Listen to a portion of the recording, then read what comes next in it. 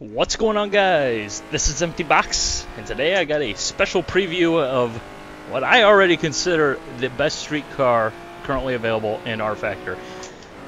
What you're looking at is the Honda NSX from Some1 and Niels. Someone is the guy's alias, that's what he goes by. Who does the exterior portion, as well as the interior, obviously, all the modeling and textures and all that stuff, whereas Niels does the physics and the sound. A combination you have undoubtedly heard before if you are interested in rFactor street cars, as they also created the Toyota Supra, as well as the Corvette, which before driving this car I would have considered the best street car available for rFactor, but this car just... it's a frickin' NSX. That's all that needs to be said. You know, this car really is something special, and this mod, it is as well. I mean, this car is just brilliant. It's just fun. It does everything as long as you tell it to do whatever you want it to do.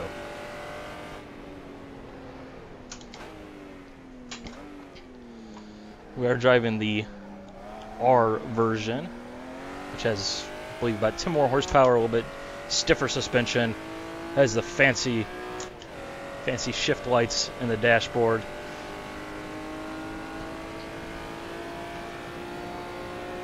But I assure you, when you get a chance to try this mod out, which, you know, this is still work in progress, there's still some things that they're going to end up changing for the final release. Again, thank you very much, Niels and Some1, for allowing me to have this chance to show this off. But there's a wide variety of different things you can do with it. There's a couple of different engines, the regular stock engine, then there's the Type R version, as well as the later 3.2 liter V6 that they used, which has a little bit more torque in the mid-range. But, you know, just that sort of thing. There's no, you know, wide body kits or anything silly like that. Just enjoy the car for what it is. And lock up the brakes when you're braking for the triangle. Yes.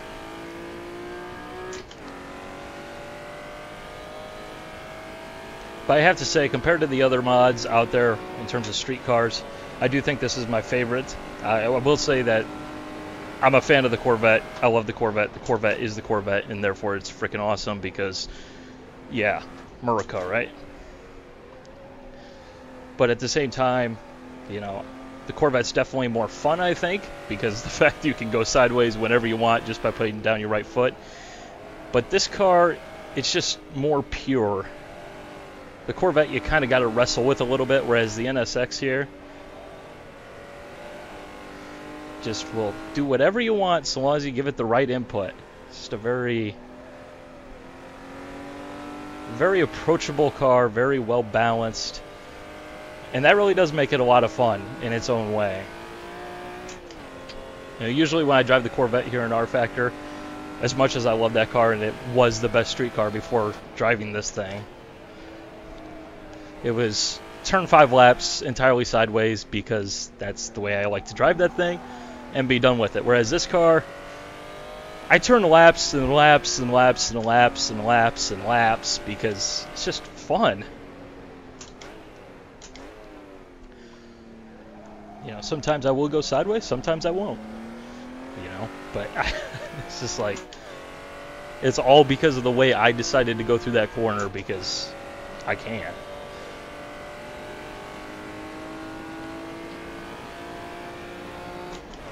Which, again, it's a frickin' NSX.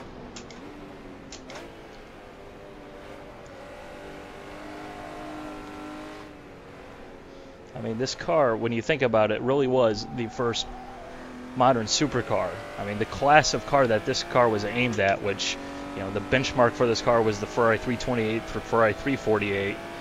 You know, that car, that class of car back then has grown up to become now the 458, the 12C, the ZR1, you know. But back then, this was a supremely high performance automobile. but really the revolutionary thing about it was the fact it's a Honda or an Acura. If you're like me and you live in North America, here's a little fun fact. I don't know if you guys thought I would catch this, but it says Acura right there, Niels. So, okay, driving a Honda, not an Acura. Just throwing that out there. I literally found that just last night because I accidentally hit the wrong button. So, just throw that out there. But the cockpit, well done, by the way. As usual. I mean, these guys do top-notch work. Let's go a little bit sideways through here. Why not?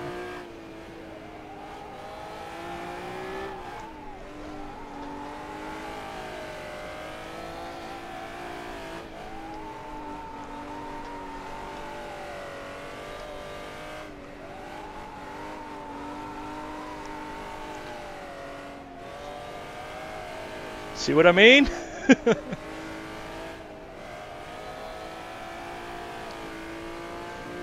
It's just that graceful slide. If you just decide, you know what, screw it, I just want to get sideways just for the heck of it, it's right there whenever you want it. Just like butter.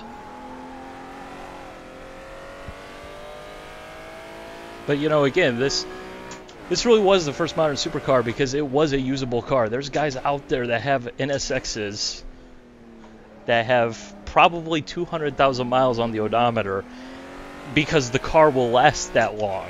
It has that build quality. You know, it has that reliability.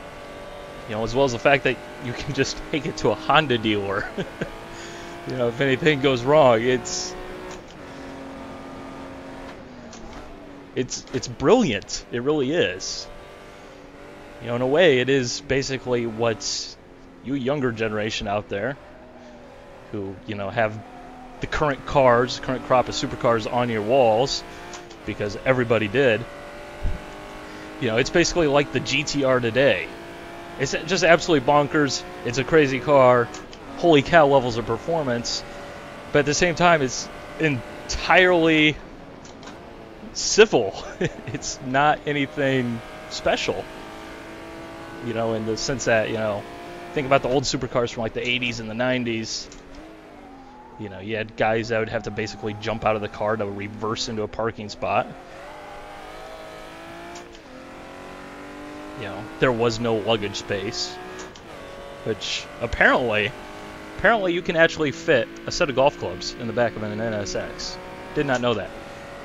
But I guess that's why the rear end is so large, as well as aerodynamics, but it's got a trunk back there. I mean, this really was, in my opinion, a car that started a golden age for Honda, really, because, you know, I'm going to be entirely honest, Honda now is just, I think, kind of lost the plot, but you look back in the 90s, they were really kind of like the BMW of Japan, you know, engineering driven in a very strong sense. You know, I mean, even the little economy cars weren't exactly, you know, just thrown together pieces of crap or anything like that. They were well-made cars. There's a reason you see Civics everywhere. And the performance cars weren't to be joked around with. I mean, I know we all like to make VTEC kicked in yo jokes, which, by the way, the NSX does have VTEC, FYI. Because actually, someone at work the other day asked me about it, about VTEC, and he didn't know there was actually a VTEC V6. The more you know, right?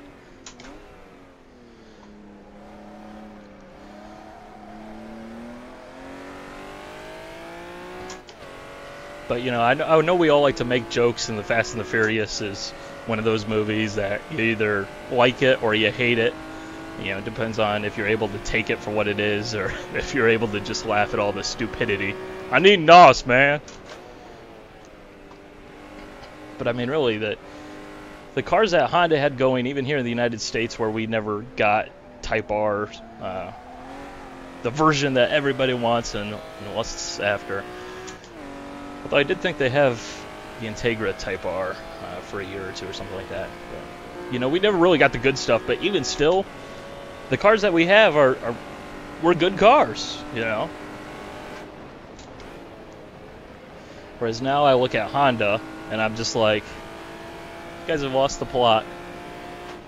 So sad.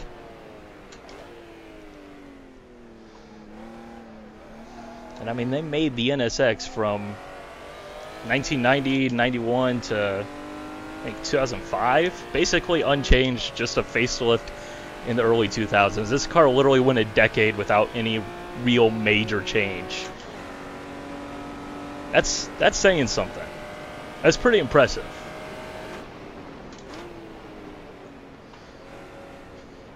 I mean, really, this is the Halo car that actually worked for Honda, as opposed to the Lexus LFA that Toyota made absolutely no money on and really didn't get anything spectacular in it other than engine sounds.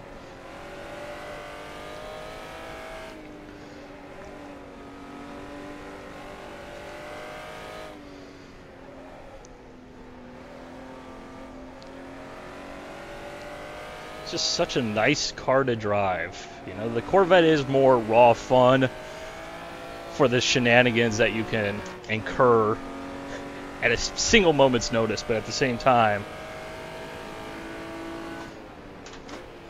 this is the better track car in terms of just being fun. Now, obviously, the Corvette's a lot faster, surprisingly enough. I did a comparison back-to-back just on my own time here last night, and I got the NSX, the stock NSX, not the Type R, I think down to like a 235, somewhere around in there, if memory serves me right. Popped over to the Corvette, the Grand Sport version, which isn't the, you know, the Z06 or the ZR1 or anything like that. Really rather pedestrian version Corvette, and instantly was like 10 seconds faster.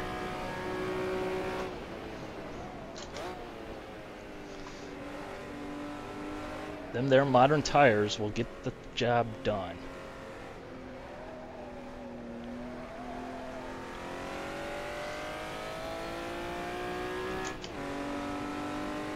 I mean, this car is just fun to drive. If you want oversteer, you get oversteer. If you want understeer, you'll get understeer. Whereas in my Assetto Corsa McLaren MP4 12C video, you know, the car was really twitchy because that's how it was. You know, that's the trait of this car, or of that car.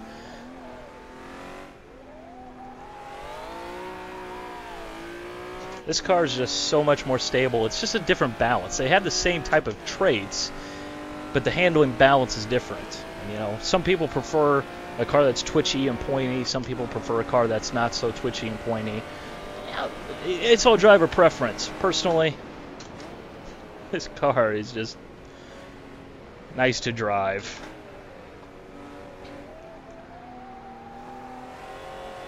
Let's do it again. Let's go sideways through here. See if I can manage it again.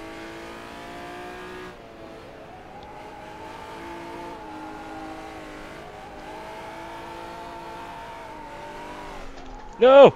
If you don't get that correction, it will get you. But I mean, really, it is a lovely car to slide around. It is a lovely car to drive around the circuit in a proper fashion.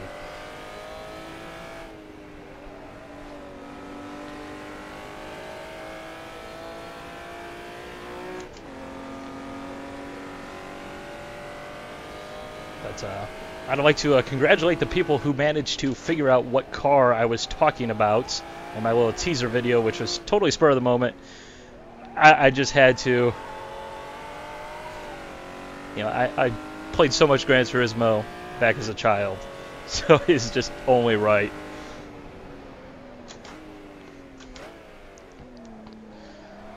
So they've done a Supra, they've done an NSX, maybe we can get an R33. Although, to be entirely fair, I don't think you could actually simulate an R33 or an R34 within rFactor's architecture.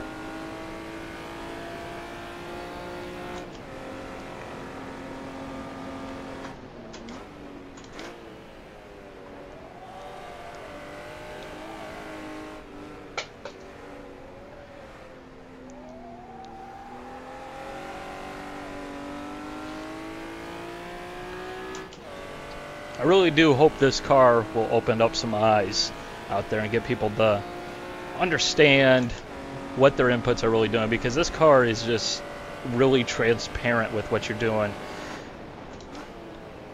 in a very easy to learn manner.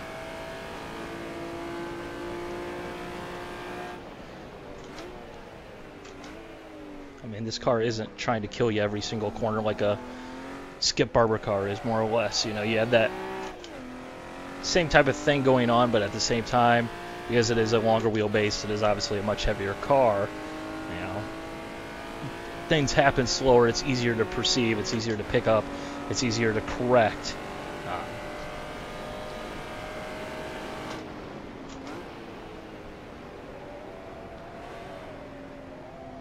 We're going way too fast.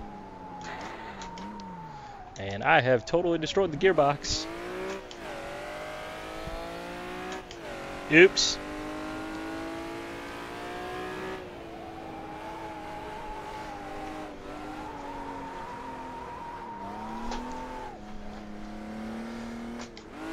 Okay, so I'm 1 for 3. The other great thing is the tires do actually fall off in terms of grip quite noticeably, as a street tire should do. So if you decide to go crazy and just want to ham it up going sideways, your tires will wear off, and you'll get even more sideways.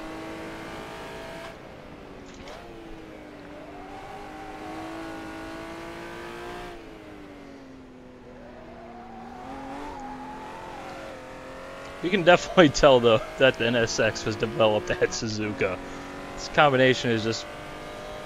they were made for each other. They really were.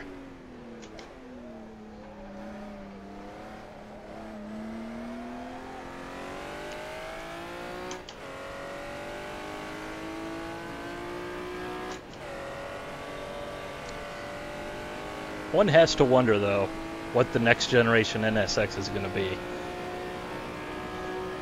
Just don't think they're going to be able to actually top this car in terms of what it did. I just don't think that's really possible, given how much things have changed in the 23, 22 years since the original NSX came around the scene.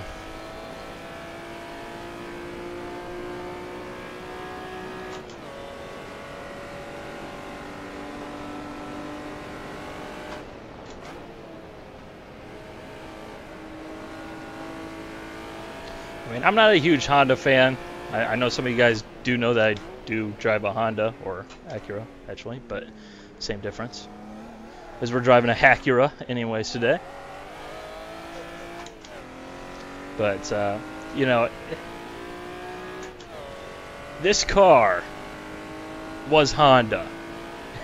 And it really does, you know, you look at it and it's just as simple as Honda went way wrong when they got rid of the NSX in the first place, and they haven't been the same since. That's how important this car was. That's how good the NSX was in general.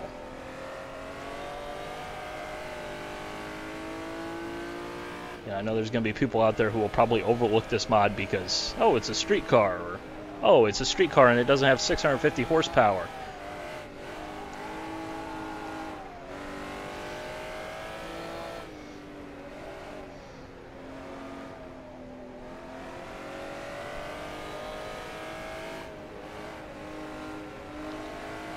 I do think the sounds could be improved a little bit, but I know Niels is doing the sounds, and he's already said numerous times he's not really a sound guy and all that stuff, so I'm not going to fault them too hard. They work.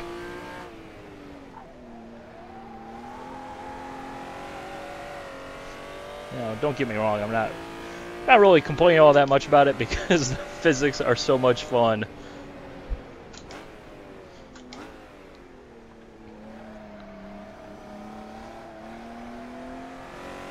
Really think you guys are going to enjoy this car immensely. You know, I'll say it again, the Corvette is more fun for the silliness it provides. But the NSX is a car that I just keep wanting to drive in a somewhat let's actually go fast routine. You know, the Corvette, even though it's a great handling car, always, to me, whenever I play that mod here in rFactor, it's just like, I don't care about going fast. I just want to go sideways and be loony. Whereas this car, a little bit of both.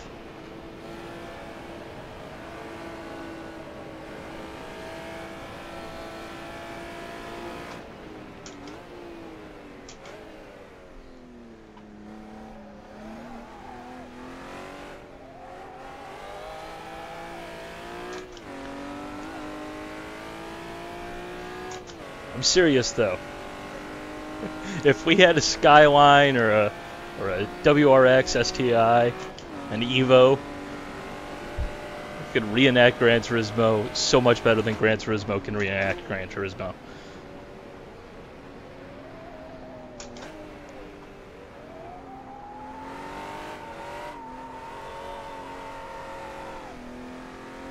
Because I can. Why not?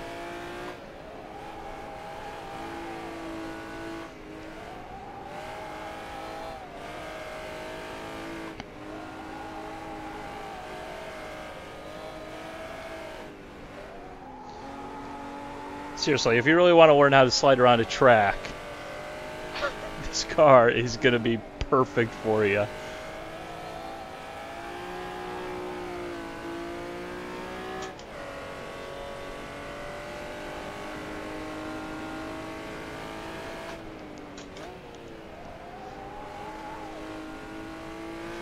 Overall, I think my two biggest complaints about this mod, and this is really kind of nitpicking, not going to lie, is A, the sounds, which I've already talked about, as well as the fact that it's rFactor. Now, don't get me wrong, I like rFactor, but I know this is probably a sticky situation. That's why it's so. I need this puppy in game stock car. Just needs to happen.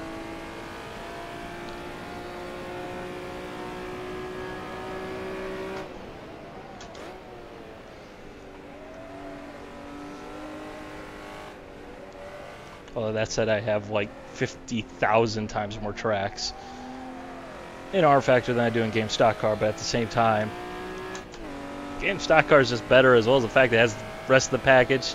And you know what? I bet it's probably not all that bad of a matchup against the Camaro SS that they have over in game stock car.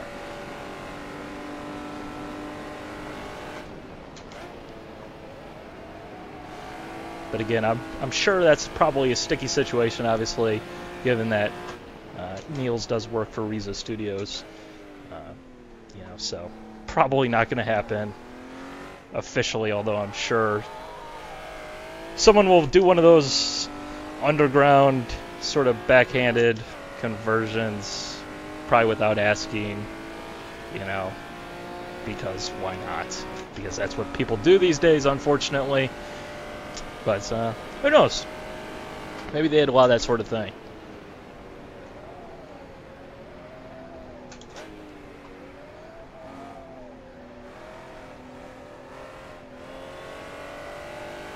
This car is so addictive. It's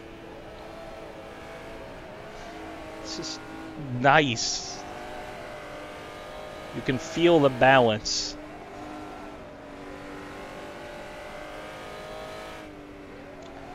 That this car has. You can feel that it was developed. I mean, it's kind of strange to think that this car is actually, by modern standards, kind of slow. You can buy, you know, a Honda Accord with more power now, but you don't need huge power to have fun. That is certainly the truth. So yeah, I'm just probably gonna keep on driving for like the next 5 hours because I have a difficulty tearing myself away from this car, even though I don't even know how fast I'm going. I don't have a lap time up, and I don't particularly care because this car is just nice to drive, and that's all that matters. Oh, and in case any of you guys are wondering out there, the headlights, they don't actually pop up. It's an engine limitation, unfortunately. I just drive with them up because that's just seems right.